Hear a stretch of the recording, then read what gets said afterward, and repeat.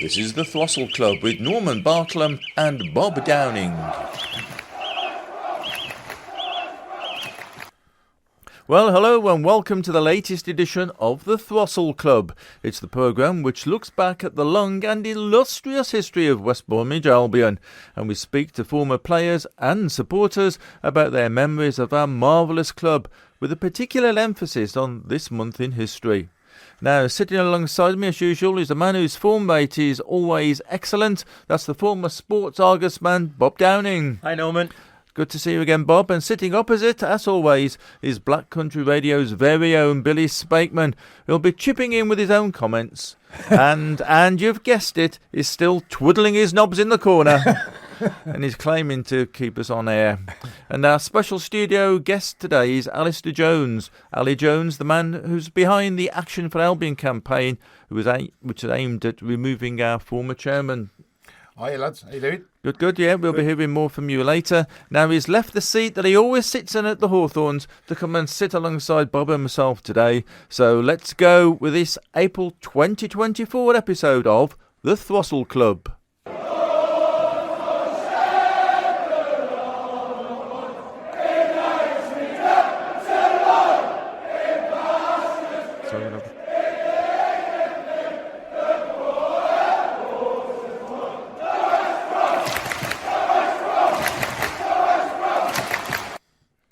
So let's start with our usual cheerful style by talking of people who've passed away.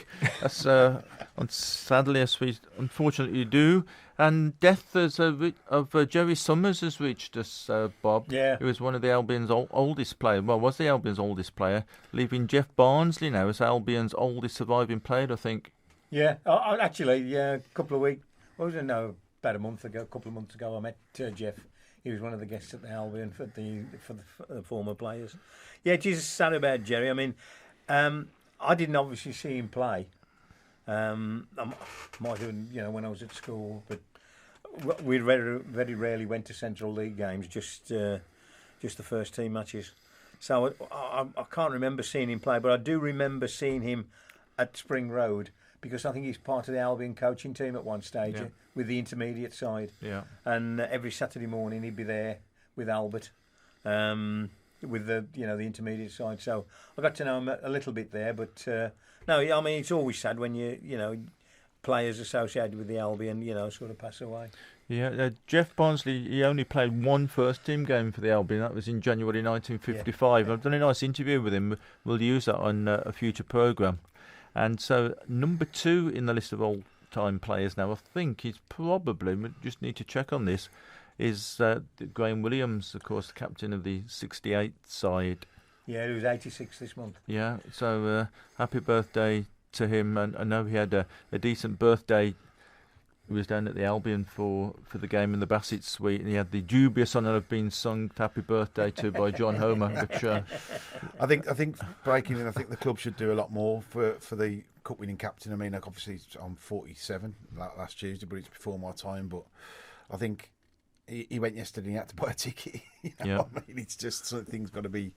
Sometimes we should look after our own better, I think. Well, talking of that, there's lots of Albion personalities and players from the past that have been honoured at the Albion. Think of the Jeff Astlegates and things. And I've often thought that there's not much going in terms of that for Graham Williams. And a few of us, myself along with Snarker, Mark Whitehouse and Dean Walton, and so, we recently set up through Snarker the Salute the Skipper Facebook page. And we've garnered lots of interesting comments and pictures and things about that. So if anybody would like to contribute to that, go on to Salute the Skipper. And following on, sorry. The amazing thing as well, going when I knew about the Salute the Skipper thing, I started looking back at some old programmes, and I found an England against Wales international programme. Right back, Stuart Williams, West Bromwich Albion. Left back, Graham Williams, West Bromwich Albion. And the most amazing thing was they were fighting each other for the left back position at the Albion at the time. Indeed, that's right. Yeah. So what we've been thinking about doing, because we've got such a good response to Salute the Skipper, and it's only been up for a few weeks or so, we thought we'd try and put a book together. Mm. Yeah, and we've spoken to Graham, and Graham's up for it. And he's also been talking to another guy called Bell Matthew Ball, who I've not met yet, but he's done lots of research into Graham from the time when he met him when he was overseas after his Albion days. So the four of us are going to work together and try and put forward a publication. And there's an importance to it now because as part of my research, I suddenly realised it's going to be 70 years in September since Graham actually signed as an apprentice at the Albion. From Real. From Real. I've got a funny story about Graham. My son was 17 during COVID, and the club got somebody to ring him, and the club thought he was 70, so they got Graham Williams to ring him. He said, "Dad, I got this strange Welsh bloke on the phone." So your son was 17, and you thought he was talking to a 70-year-old. Yeah. Brilliant. Oh, but that sounds like a good story to put into the book. That. Yeah. So if anybody would like to contribute to this publication, try and get in touch with us through the Salute the Skipper Facebook page. I played against Graham Williams at Ribbersford when we went on a football coaching course, and at the end, I think I told you before, at the end of the week, they picked like a side from all the kids that had gone on this thing, and they said, right, we'll be playing a team today, and then this coach comes, and all the baggies, first team, come off, Graham Lovett and all them, and we're going, and we're playing them. And I had to mark Bobby Hope. Well, no, I had to run around. Run around with Bobby Hope. Run around in his shadow. Yeah, but Graham Williams was left back. He skipped that side, years ago. Brilliant, great. So that's something to look forward to now. I'm really looking forward to getting contributions for this publication. So any way that people can do to publicise that, please do. Yeah, so there we go then. So Joey Summers having passed away. And another person who passed away recently was Larry Lloyd. Bob, you must have seen him playing for Liverpool over the years. Oh, great player, wasn't he? Yeah, he was a tremendous player. The typical centre half of the time. Yeah. You know, they shall not pass as Ali Robbins. They shall not take prisoners kind of thing. They took no prisoners. That's right. But I mean, it was hard. You think now, with all the thing that's going on now in the Premier Division and the rules and what have you, these guys would never have made a living. No. Basically, they'd have been suspended for about 9 months of the season. Yeah. But I mean, that was when you played football. Yeah. There's no such thing as a reducer now, is there? No. I mean, that episode with the Albion against Watford, but I'll tell you something, the guy should have been... That was a red card. When he falls down because he says he's been hit in the face. By that. I was right by that. I won't tell you what I said, but I was right by that. Shocking. Yeah. Now, an interesting story about Larry Lloyd is that he actually made his debut against the Albion back in 1969. And Dennis Clarke was in the Albion team then. He's got a short little clip here of Dennis remembering Larry Lloyd there, who he met on holiday once, and he just talks about his debut. I met this chap when I lived in Spain called Larry Lloyd, ex-Liverpool and Nottingham Forest centre-half. And I was talking about Albion. He said I made my debut against the Albion. Oh, I said, did you? He says, yeah. He said, against Jeff Astle. I said, oh, brilliant. I said, how'd that go on? And he said, well, Shanks says to me, Larry, you make your debut tomorrow. And he says, there's a 50,000 crowd here. They've all come to watch you play. And he says, you're marking that England centre forward, Jeff Astle. And he said, I want you man-to-man mark him. No matter where he goes, follow him. And he says, but boss, what happens if he goes off the pitch? He said, even if he goes to the toilet, he said, I expect to be sat in his knee. Which is always great. Oh, brilliant. Yeah, you don't get stories like that these days, do you? Now, I suppose you're a bit too young, Ali, to remember Larry. I am, yeah. That's a mouthful, isn't it? When I know, yeah. Ali met Larry. So, what about your first games and then from the Albion? When did you go back? Do you remember your first game? We lost last minute to Liverpool at home. I don't remember much of it because it was about 4. But yeah, and led to disappointment for a long time. Since I was known as the Prior, I think, because every time I went to sort of we tended to lose. I was born in 77, so 81 was my first season, and then we just got progressively worse in the 80s, really. So yeah, I mean it was a good grounding, though. To be fair, it was a good grounding of being an Albion fan, and I'd say to the young lads like my lad now, you don't know how good you've got it, really. No, that's right. When we were going through the 80s and 90s, it was just horrendous, wasn't it? You know what I mean? So some of the new generation of fans that are moaning about us being 5th and unbeaten in 8 games, I just think need to happen the rise a little bit. You know, what I mean? It's just. Who are some of the better players that you've seen over the years then?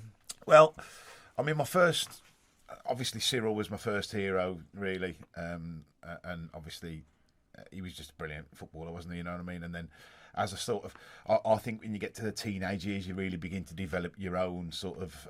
And Richard Sneakers was really the first sort of hero, and Bob Taylor as well. But I mean, Sneakers was just incredible when he first came. I remember him, and we talk about football nowadays. Imagine if Richard Sneakers was here now, and there wasn't such thing as a number 10, was it was like 4-4-2 and that was it. But if he was a number 10 now, I said to him, I'm fortunate because I know Richard quite well now, but I said to him, if he played now, he'd be in the Champions League for me. I just thought he was a fantastic footballer. A funny story, I was at a corporate do at the Golden Palace, as they call it, the Custard Bowl I call it, but that we were away and I was on a corporate do, and all I heard was this bloke, that bleep scored again. I don't need about so. Yeah, I just thought he was a great player, and then obviously some of the modern day people. Ben Foster's the best goalkeeper I think Albion have had, and we've had some great footballers. I love Brunton, Mozza as well. I thought they were fantastic footballers. Yeah, so but I think for me, the manager we've got now, in my lifetime, I think he's the best tactical manager we've had in my lifetime. I think he's a genius with what he's had and where we were. It's just fantastic to get where we are. Yeah, brilliant. Right, more from you later, and obviously you're keen to talk about Action for Albion and the future of that later. We'll talk a little bit more about that later in the programme. But let's look at a few things now. Few things have happened, Bob, in Albion's history. And let's go back 130 years ago. No, and I didn't see him play either. I wasn't going to say, do you remember it? But this is April 1894, and Billy Bassett. And he was Albion's top forward for about 13 years or so, I think. And he was associated with the club as the club ambassador and a director as well until he died in 1937. Mm. And he became licorice on the side. Yeah, it takes all sorts, doesn't it? Very good. And he became the first ever Albion player to be sent off in April 1894. And apparently, he was sent off for using unparliamentary language. And it's alleged that probably told him to wash off in the game that he said, "You don't understand the bally game." I'm sure it was Bally, B-A-L-L-Y, Bally or Bally, I suppose. And it's even made the national headlines in one of the papers. And they said during play, one regrettable incident occurred 15 minutes prior to time when W.J. Bassett was charged with foul play and was spoken to by the referee. A few words passed, and the visitors' man was ordered off the field for using abusive language. Bassett and several players said after the match that the word used was bally, and this was said with a Staffordshire accent, and it would sound like a swear word. So goodness knows what would happen today. Yeah. Good. Now, 110 years ago. Oh, God. Getting nearer to you now. Yeah, getting nearer now, mate. Closer and closer, Bob. In April 1914, it would be the anniversary of the Albion's oldest player at the time. 39 years, 345 days it was when he played in the first team. And more recently, we've had him played in his late 30s. Albion goalkeeper? Dean. Yeah, Dean Kiley. Yeah. Dean Kiley was 38 years, 226 days when he was playing in the Premiership for the Albion, which is some going, isn't it? Getting a bit closer to you now, Bill. 90 years ago. Ooh. April in 1934. And a man called Boss Trevis, he made his first team debut. It was his only ever game with 2-2 against Liverpool in April in 1934. Now, he was famous because he got the longest name in Albion history. And in fact, it's the longest name in football history, and it's still in the record books, I think. Because his proper name got 57 letters. He got seven putting this on the back of the shoe. Yeah. 7 names: Arthur, Stanley, Sackville, Redvers, Trevor, Boscawen, Griffith, Trevis. Oh, right. His name was. And he got boss out of that. So Yeah. I think he was just known as Boss. So, like you say, Bob, can you imagine having that name on the back of your shirt? It cost a fortune, wouldn't it? Yeah. Well, it would now, wouldn't the it? shirt's an arm and a leg anyway. So Yeah. Well, in fact, you'd need more than an arm and 2 legs to put that name on it anyway, You wouldn't you? Yeah. start at one cuff, go all the way around the shoulders, down the other Yeah. cuff, wouldn't it? Mind you, he's made some money from his T-shirts, eh, now, boss? Oh, yeah. Tell you what, up there for thinking, down there for dancing. No, it might get a bit shirty if you said that. Now, his dad apparently, though, he was an MP for Dudley for 11 years really? at the end of the Victorian time, so he was obviously quite a noble character. Yeah. As you'd expect with a name like that anyway, I suppose, wouldn't you? Now, 60 years ago. Oh. Now, are you up for this one, Bob? Oh, we're up for this one. You mean my ear and all, All eh? right. Now, Don Howe played his last game for the Buggies before moving on, and then he came back as manager then, didn't he? Yeah. And it's 370-odd appearances for the Albion. You must have seen a fair Wait, few of them. Yeah. I mean, obviously, when I was supporting and what have you, before I started working and covering the Albion, although I was covering the Albion when he was manager. Tremendous. He probably was ahead of his time in a lot of ways. He was the one who got the Arsenal side playing as they did play to win the double, and started the chant 1-0 to the Arsenal. Basically, get one goal and that's it. I can always remember. I've always had this thing. I'm sure I saw Don Howe wear a number 8 shirt for the Albion, and Graham Williams wore a number 11. And at the time, before then, they'd actually been playing number 2 Don Howe, number 3 Graham Williams. And I don't know the manager. I can't remember who the manager was now, but he changed the formation.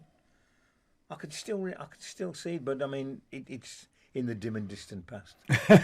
You know. Yeah. So, but I mean, with Don, I mean, it was there was a lot of things behind Don coming back to the Albion.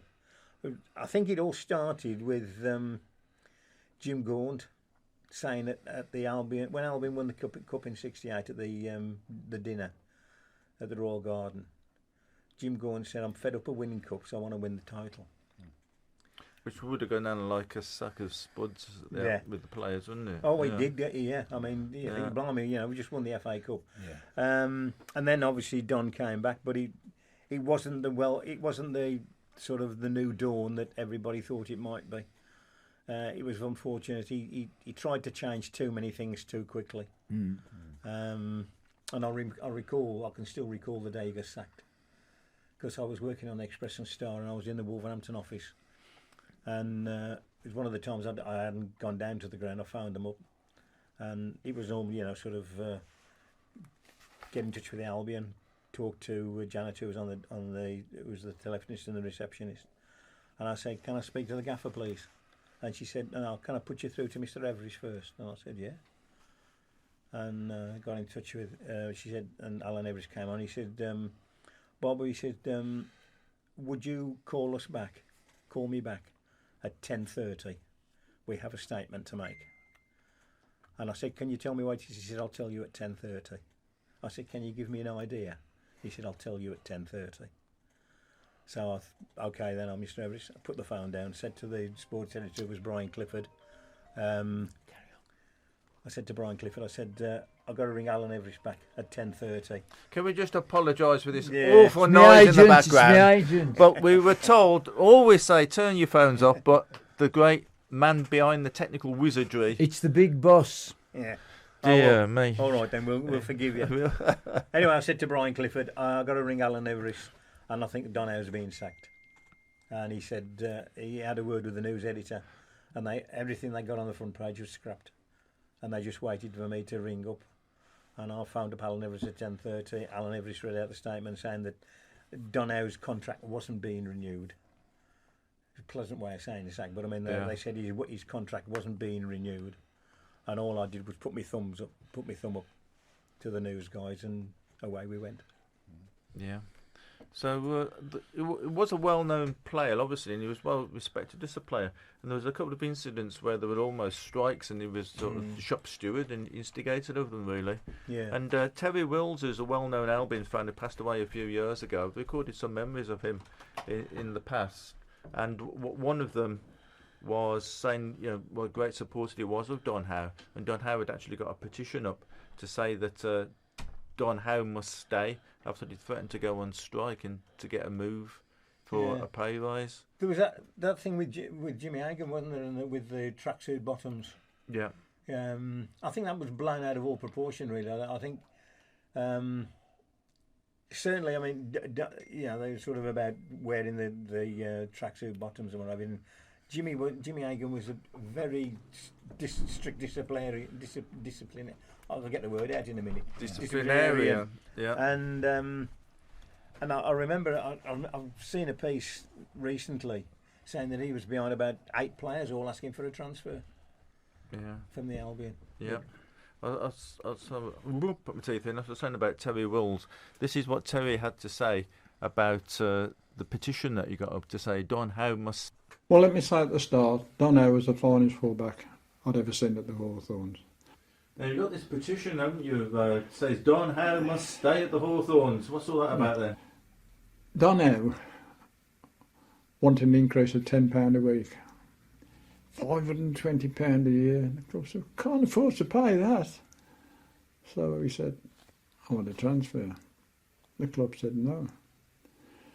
Anyhow, like other players, other supporters, I was incensed. I thought, we've got to keep Don Howe, he's brilliant. So I drafted this petition together with another Albion friend of mine, Alan Brettle, who's no longer with us. And we went around the Hawthorns getting signatures. Went to Old Trafford on the train, everybody's queuing up to sign it. And funny enough, I got back from Old Trafford, I think it was, and I bought the Argus as it was then, hoping to read Don Howe's weekly column. The headline said, Albion fans forget petition. I was astonished. He said that he appreciated our concern, but he thought it was an internal matter and it would be sorted eventually, which it was. But eventually he did move on. And when he returned as a manager, he was deadly dull. He was one of the worst managers we've ever had. Absolutely awful, totally defensive. You think Tony Pulis was defensive, you would have seen Don Howe. Yeah. In fact, somebody approached me and says, can you get a petition up to say Don Howe must be transferred from the Hawthorns? I said, no, I couldn't do that because he was such a wonderful player that I couldn't say anything bad about him. I'm just sorry he went. And he was articulate, he presented the players' views perfectly. And you couldn't argue with his sentiments, but again, as supporters always tended to agree with the player. But when he went, I think it was for about £45,000. We were disappointed, but he went, and that was it. That was it. So there we are, Terry Wills then talking about Don Howe. And finally in this section about years gone by, 25 years ago now, April 1999, so that's both up your streets here, I think. Gally, obviously you were around at that time. Now, can you remember, this is April 1999. A bit of a clue. Albion weren't fluffy bunnies on Easter Monday. Albion lost at home to Crewe 5-1. And if the result wasn't bad enough, Albion were without the services of a certain player. Can you remember who it was? I do. And I remember the interview after by the manager, but Fabian De Freitas thought it was an evening kick-off. And it was a 3 o'clock kick-off, and he was still in bed. Yeah, so he didn't actually turn up for the match at all. Bed at 3 o'clock in the afternoon. Yeah. A funny story about that game, if we can just go. My mate was ejected from the ground for throwing his season ticket at Dennis Smith, and he got punished the day after because they gave him back. True story, that is, honestly. Good, Bennett. So we didn't realise it was a 3 o'clock kick-off, having sort of come from overseas. It's interesting, Bob, that Dennis Smith told the press the truth, really, about what happened. And he didn't try and cover it up and saying, he had a family illness or something similar. So Dennis Smith was a bit like that, wasn't he? I mean, it was. We'd have found out anyway. Yeah, probably would have done anyway. So that's how Albion were crucified at Easter. It was always Dele Adebola was always prime Didier Drogba whenever he played against us. When he for anybody, he was just unbelievable against us. That he scored 2 or 3 that game. I think he was brilliant. Brilliant. There we go. Right. Staying with you then, Ali, tell us a little bit about Action for Albion. Why was all that set up and the likes? And obviously, ultimately, it's turned out to be successful. Yeah. I mean, it was. It started when it was Millwall away a couple of years ago in October, and it was the Daily Mail produced the MSD loan that was going to happen, and we lost in the last minute at Millwall, and I remember thinking, oh, why that bothered? And I was thinking, and I don't mean this disparagingly to anybody, but I thought if I went away for 40 odd years, if I ain't that bothered, then what does everyone else think? And I thought there's got to be a line in the sand drawn here, and it was just. I felt that somebody or something had to happen to make it recognised how bad things were, and they were bad. They were very bad, and the absent owner was obviously making huge problems for the football club. We had to borrow £20 million from essentially a Wonga loan company for football to continue to pay the bills. So we felt that there was something need to be said. And when I started it, I said, look, I've got a big gob, I know that, and I'll probably use that to a decent level. And I said, if we were going to do something, the only way I wanted to do it was run it a little bit like a political campaign, where I didn't want any throwing stones or We Are Albion with Stone Island walking down the streets and stuff like that. I wanted to be able to create something that you can communicate and make our presence felt, but in the right way, and we chose to do it the way we did it, and I guess that I didn't want to just do what normal football fans do, if you like. We wanted to think outside the box, do something a little bit different, and I think that's been the recipe for our success, really, of where we got to. We got it exposed in the national media quite well, and then obviously in the political arena where you can really make a difference. I think we made a decision as a committee that we weren't going to try to disrupt games, and we were trying to be legal and above board at all times, and try to communicate. And there's a saying that I use quite a lot, but you've got to be in the ring to fight the ball. There's no point in having a go at the football club. Essentially, that's what we were doing. We were trying to help the football club because we love it. We don't want to be against it. And we made the decision very quickly to separate the two entities of the club and the owner. We hadn't got a problem with the club, we got a problem with the owner. And I think that was why it was quite successful. I think the best thing we did was made the united fan base, really. I think that was what really helped. We united the fan base, and it was like one big voice. You're always going to get a couple of naysayers. That happens in anything, doesn't it? You know what I mean? But in the grand scheme of things, we got everybody together, and I think we made a difference. We never know how much of a difference we made, but I do honestly believe, I might be being big-headed, but I think that we wouldn't be where we were now if it wasn't for shareholders for Albion, definitely, and us, that we really put the pressure on. We used the analogy of having a pair of his in either hand, and we slowly squeezed them and gained pressure. That's what we felt that we were doing. And who's to say that it wouldn't have happened anyway? Because I think it had to, but I think we exacerbated it and made it quicker. What's interesting as well, there was lots of support from within the club as well for what Albion for Action were doing, wasn't there?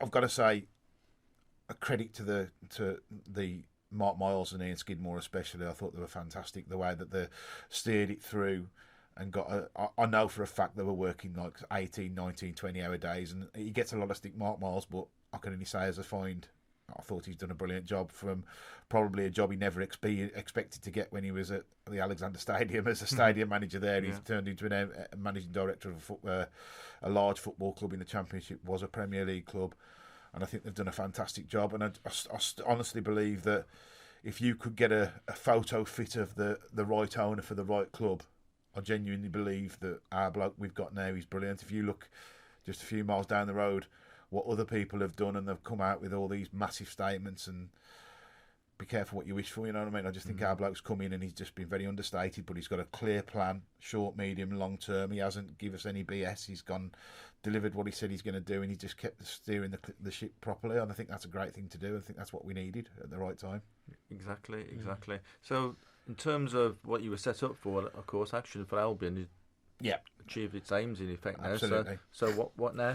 So we believe, speaking to the club again and having a conversation with the club, whilst the supporters club have done a great job, and I'll say this on record, and I've said it many times, I don't understand how anybody can give anybody any stick that stands up and volunteers to help in the football club, whether it's Action for Albion, whether it's the Assembly, whether it's the supporters club. These people give their own time to help, and I think that some people that get stick for it blows my mind. But we do believe there needs to be an independent voice, and the club do as well. So we're going to use the database that Action for Albion have got to do an independent supporters trust.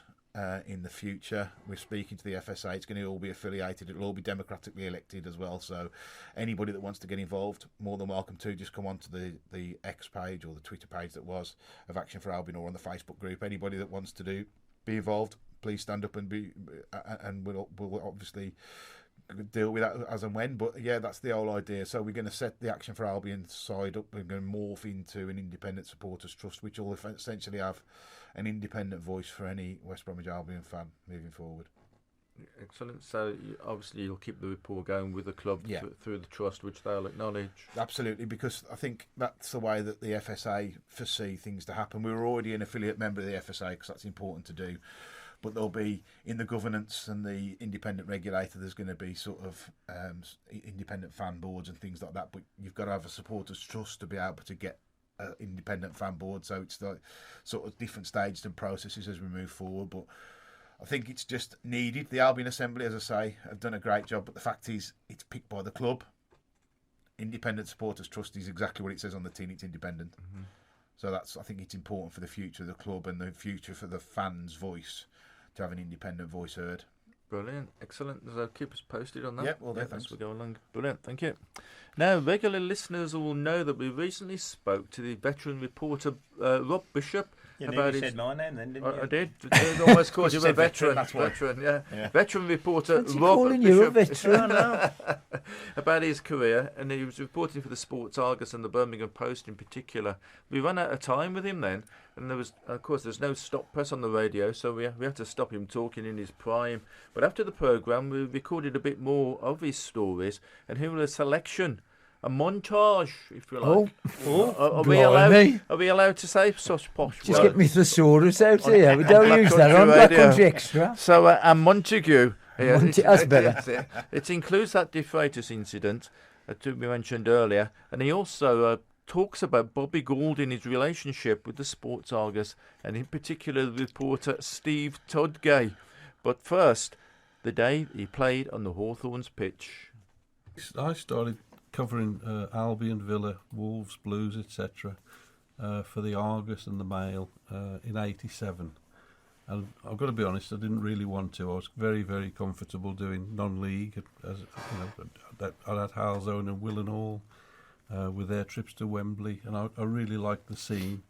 And to be honest, I'd lost touch with top-level football and what was going on, and I didn't feel confident at all. But anyway, I had to do it because a lad called Ralph Ellis had gone to the Daily Star, so I moved into head office in Birmingham. And one of my first memories of that winter was Boxing Day at the Hawthorns. Played Millwall and we lost 4-1. But I sat in the press box with tracksuit bottoms and football boots because at half-time there was a penalty competition. And I think it was just with other media people. And I think I got an idea that day how intimidating it can be on that pitch with a crowd.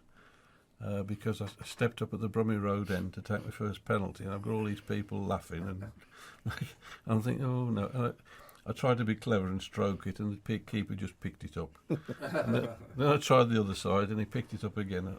It was getting very embarrassing. So the third one, I thought, right, I'm just going to hammer this one, and he just tipped it over nonchalantly, as if it was. But anyway, it was a bit of fun. It's a great experience. Yeah, just to stand there, I'm thinking, well, what must it be like? We take it for granted. You just watch pros play, but I don't think I'd want to be doing that regularly. But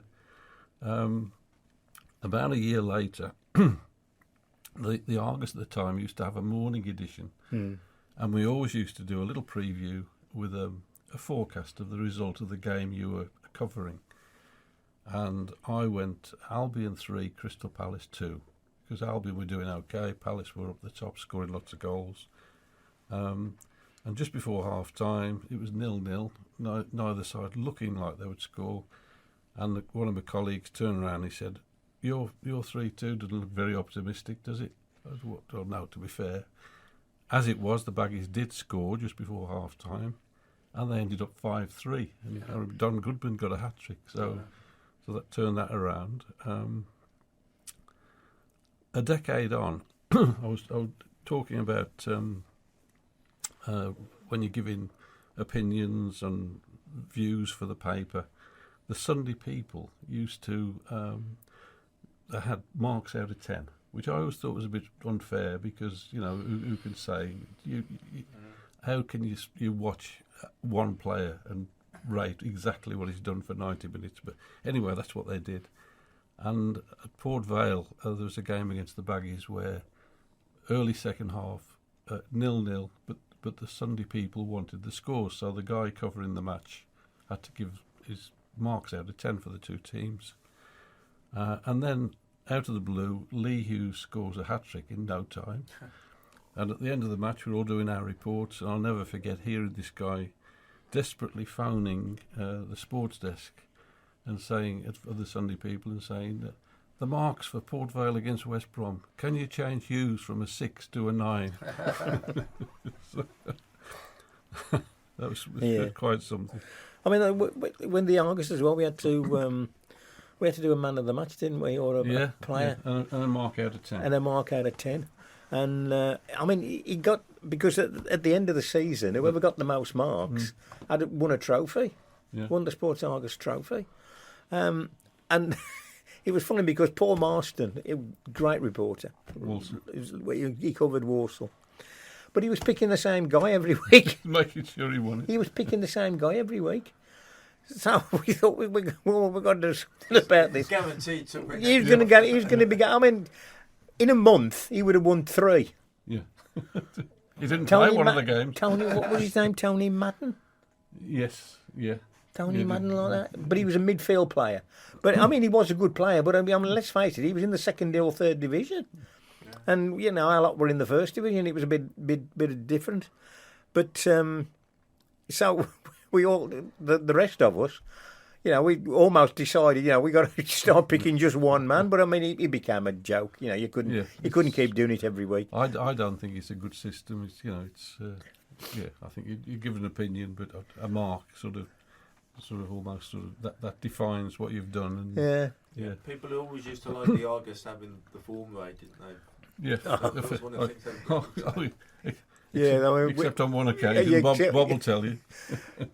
At the end of the game, I mean, now they have press conferences and media suites and whatever else.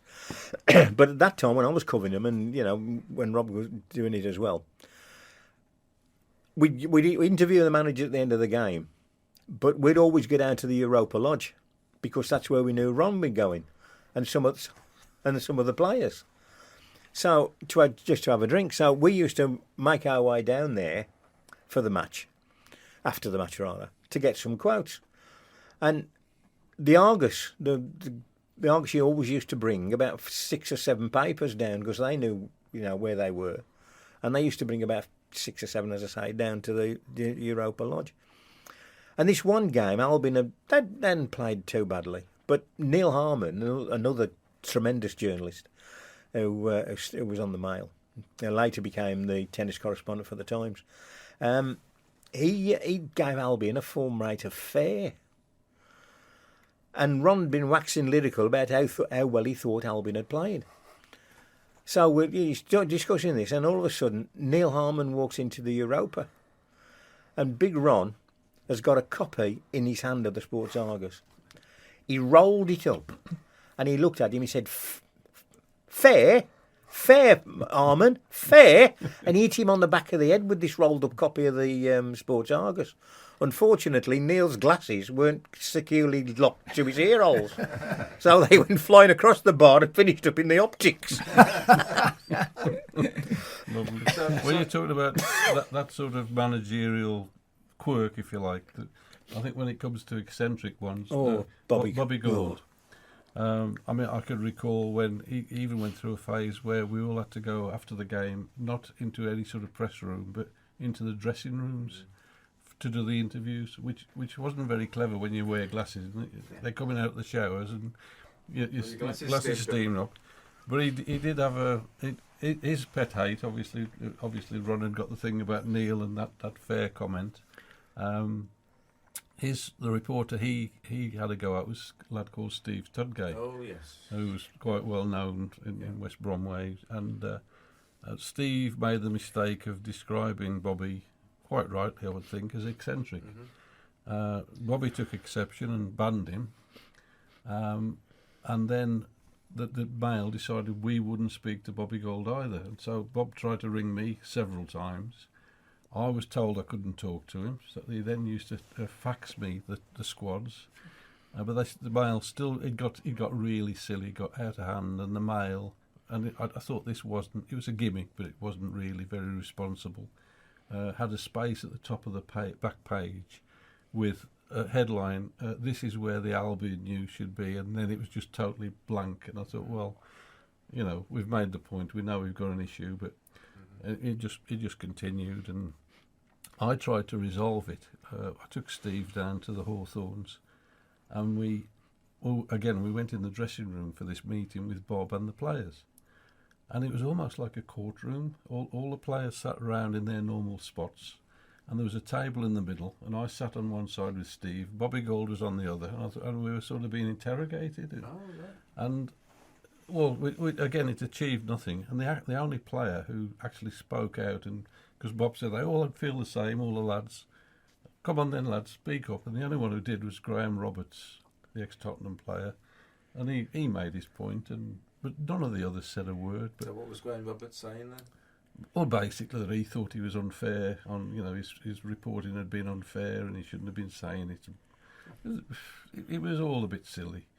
But the ironic thing was that when it eventually got resolved, we had a picture in the Argus of Steve and Bobby Gold sitting in the Halfords Lane stand eating fish and chips. And this is like the peace offering. It was just a total fiasco. It was ridiculous. They obviously thought it was good publicity for each other at the time. Yes. There was that famous thing as well when he had one of the supporters go into the dressing room.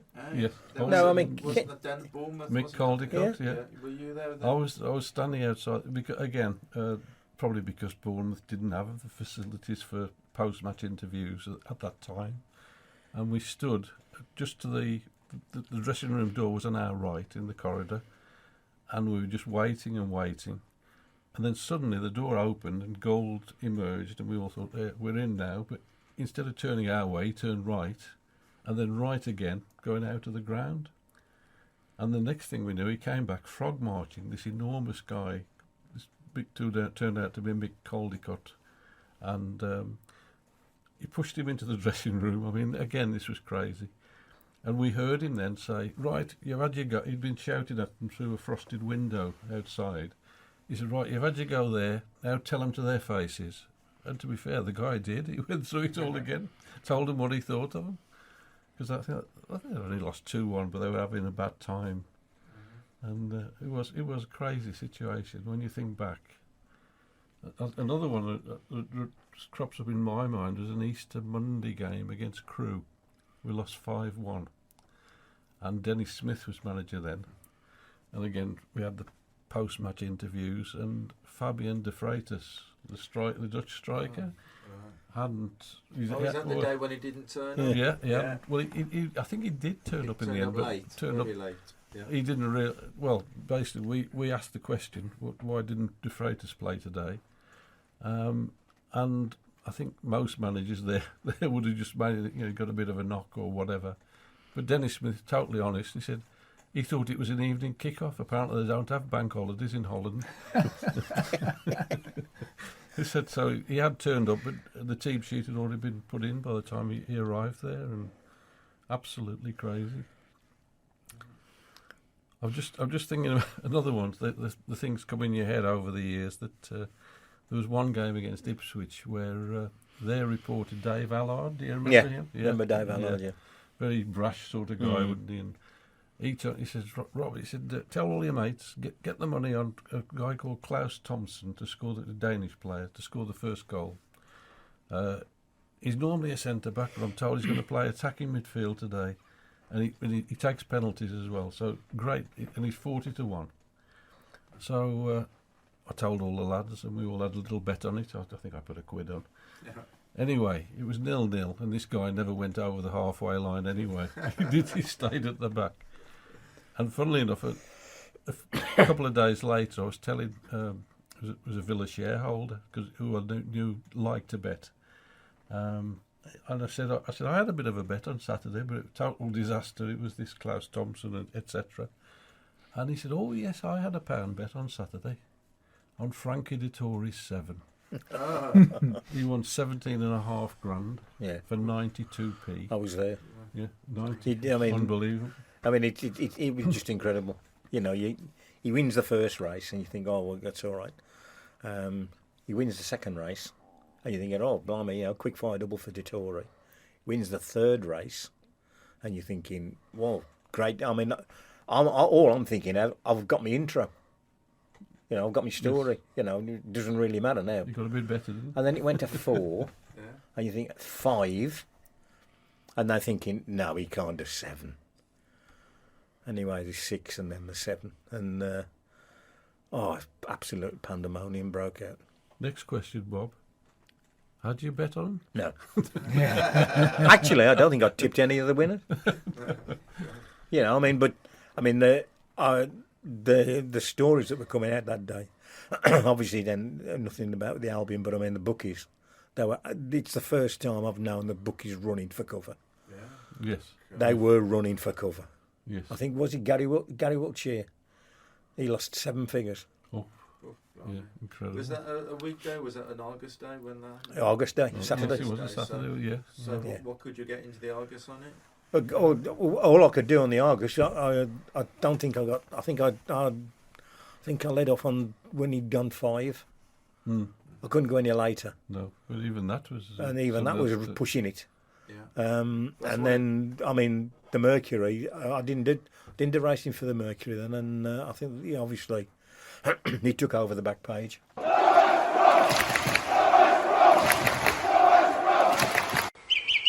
This is the Throstle Club with Norman Bartlam and Bob Downing.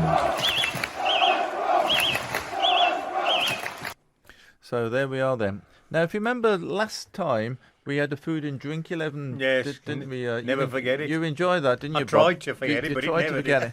But of course, it occurs to me that if you've got a team like that, you've got to have a team to play them. Yeah, so I thought, Billy, why don't we have a team made up of a body parts 11 at the Albion? Be careful. No, I'm doing it very carefully. There's a few I can think of. Yeah, Tony Hancock was a good comedian, wasn't he? But I wonder if we could have as a manager. We've already mentioned Tendon Howe, haven't we? Tendon Howe. So he could be the. He could be the manager. Yeah. Now, in goal, Mr. Holtz, who was Russell. I see what you're doing here. Muscle Holt. And in defence, it ain't getting any better, is it? In defence, we had Igor Ballis, but very good. Igor. Going up a bit earlier days, Ronnie Reese. And then, of course, there's Tony Ford. God. We could have Tony Ford. I'll give you that one. And then James. 2 parts, that is 8. Yeah. Tony. Tony Ford. Yeah. And then we've got James Chester. James Chester. Oh, Chester. Yeah. Going back. Did you say Chester? Chester. James Chester. Yeah.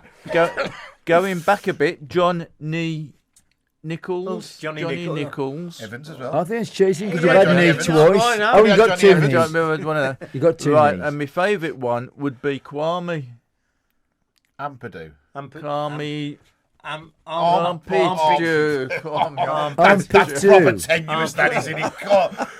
Where have you got Armpit Dew from Ampadu? Yeah, Kwame Armpit Dew. Did John Hartson play for Albion? John Hartson as well. You could definitely Hey, well done, Bill. There we go. There you go. You could have Bobby Goolies, couldn't you? Oh, go Oh, away. here we go. It's probably the boss again, that is. Now then, Go on, carry on. this, even more so than that team list, this is the other bit that you're always waiting for, the quiz of the week. So here we go. It's not from Norwich, but we've got the knowledge. It's the quiz of the week. Right. I ain't going to stand much chance here, Bill. I got double figures last time. I bet I hardly get one. Okay, here we go. He only got into double figures last. He was answering them before he finished. That's because you read them. Here we go. Most questions you ever got, most points anyway, wasn't it, Bob? Yeah. So shout out the answers, you two. So here we go. 20 years ago, in April 2004, Albion scored, beat Bradford to virtually guarantee promotion. Yeah. Who scored one of those goals? But two players scored. Both surnames beginning with H. Hulse? No, he was around at that time. Two H's. Lee Hughes. Oh. And think of your GGs. Horsfield. Jeff Horsfield, yes. So you get over on this right hand side. Okay. Okay. Now, in which season did the Albion stay up after being bottom at Christmas? The first club to do so.